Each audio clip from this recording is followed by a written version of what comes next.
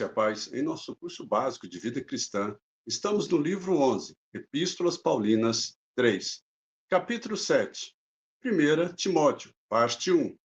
Mas no tópico 1, a vida de Timóteo, foi tratado os seguintes assuntos: qual o caráter, o temperamento e as condições físicas de Timóteo?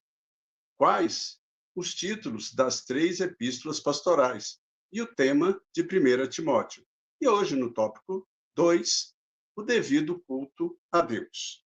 Observe, amados, em 1 Timóteo, capítulo 2, trata do culto a Deus, enfatizando ali a necessidade da oração, o louvor e a devida situação das mulheres no culto, quanto à ordem. Então, no versículo 1, define as formas de conversar com Deus.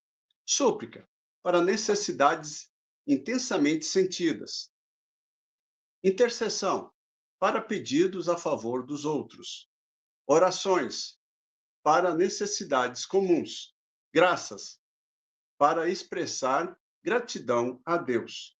Então, somos também exortados a orar por todas as autoridades. Primeiro, as responsabilidades de um governante ultrapassam a capacidade da sabedoria humana. Segundo, porque com uma política pacífica no nosso país, o evangelismo tem facilidade para se propagar sem impedimento.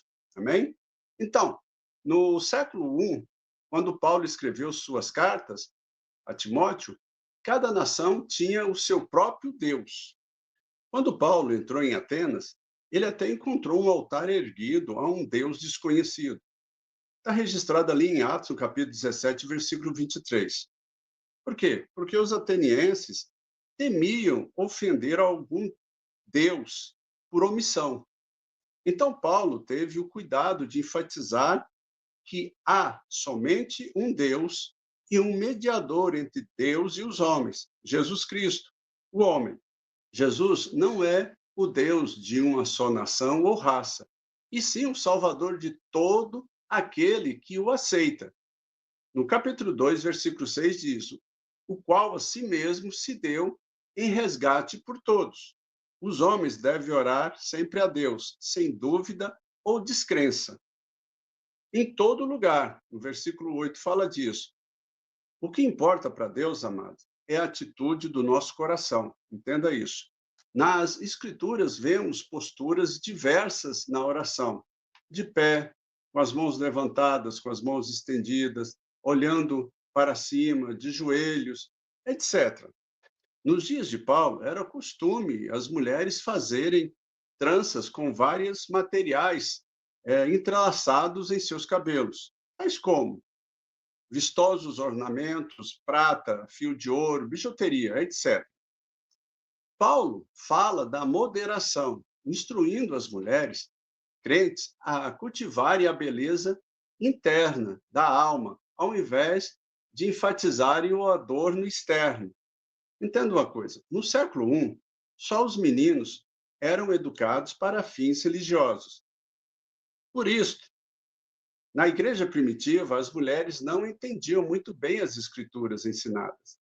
Frequentemente, elas faziam perguntas em voz alta, em meio ao ensino, pedindo maiores explicações ou mais explicações. Paulo as exorta, então, a ouvirem em silêncio na igreja, deixando suas perguntas para fazê-las em casa. Amém? Os versículos 14 e 15 têm causado muita confusão, mas parece que o único significado lógico aqui é aquela baseada em Gênesis, no capítulo 3, verso 15, já que o pecado entrou no mundo através da mulher. Talvez isso explicaria melhor o porquê das mulheres serem um pouco limitadas nas suas atitudes e ações, né, na igreja primitiva. Voltando, a igreja de Éfeso era composta de muitas congregações que se reuniam em casas espalhadas pela cidade. Então, cada congregação precisa da orientação de um líder para assuntos espirituais, no caso seria o presbítero, e um líder para assuntos materiais, no caso o diácono. Então, a estrutura da igreja primitiva era essa, entenda isso. Um líder para assuntos espirituais, presbítero. Outro líder para assuntos materiais, ou administração ali da igreja, o diácono, ok? Paulo inicia o capítulo 3 dizendo: se alguém aspira o episcopado, excelente obra almeja. A função do ministro ou líder existe desde o tempo antigo, quando Moisés escolheu 70 homens para preencher aquela função junto a Israel no deserto. Mas quais são as qualificações de um homem desse, condutor de almas? Primeiro, deve ser marido de uma só mulher. Capítulo 3, verso 2. Entenda, naquele tempo, o Império Romano vivia em clima de imoralidade generalizada. Ou seja, a poligamia e o divórcio haviam se tornado prática comum. Então, Paulo toma uma posição firme ante a esse assunto, a fim de manter a igreja livre desses males. 2. Deve ser vigilante e sóbrio. Capítulo 3, verso 2. O homem de Deus deve sempre se prevenir contra os ataques de Satanás, para não se desviar. Observe, mas também a palavra sóbrio pode também ser traduzido como modesto. O orgulho tolo pode facilmente destruir o ministério de um obreiro. Amém? Terceiro, deve ser homem de um bom relacionamento. Ainda no capítulo 3, verso 2. Sua conduta e ações não devem prejudicar o trabalho do Senhor. Quarto, deve ser hospitaleiro. Vamos entender isso. Nos dias de Paulo, as hospedarias eram lugares muito imorais, frequentada somente por pessoas indignas e ímpias. Por isso, era sempre melhor para os crentes que viajavam se alojarem em casa de outros crentes. Isso era uma dupla bênção, amados, porque eles compartilhavam as suas experiências e se alegravam no Senhor. Quinto, deve ser apto para ensinar. Qualquer homem que ama ao Senhor sentirá o desejo de compartilhar o evangelho com outras pessoas. Sexto, não deve ser dado ao vinho. Capítulo 3, verso 3. Os crentes devem estar conscientes dos perigos inerentes nesta prática. O líder cristão, amados, tinha que se lembrar que a sua vida servia de exemplo para todos aqueles sob o seu ministério. Não só isso, tá? Mas era uma vida de exemplos.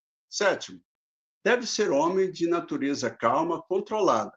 Capítulo 3, verso 3. Que não se envolvia facilmente em brigas e contendas. Oitavo, não deve ser avarento e não deve correr atrás de bens materiais. Capítulo 3, versículo 3. Mas observe, quantos homens de Deus têm tropeçado na imoralidade e na desonestidade no uso do dinheiro da igreja?